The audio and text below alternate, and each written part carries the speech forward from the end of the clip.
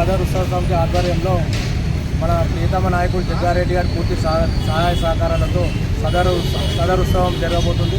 దానికి సంబంధించిన ఏర్పాట్లు అన్నీ ఈరోజు జరుగుతున్నాయి. సాయంత్రం 7 గంటలకు సదర్ పండుగ ప్రారంభమవుతుంది కాబట్టి పట్టణ ప్రజలందరూ అధిక సంఖ్యలో పాల్గొని విజయవంతం చేయవలసిందిగా కోరుతున్నాం. అదేవిధంగా మాకు అన్నింటికీ తానే ఉండి మా పెద్ద మనిషి తోపాజీ ఆనందకిషన్ శెట్టి గారు కూడా అన్ని ఏర్పాట్లు చూసుకుంటున్నారు. ఆయన కూడా మా సభకి తరఫున ధన్యవాదాలు తెలియజేస్తున్నాం.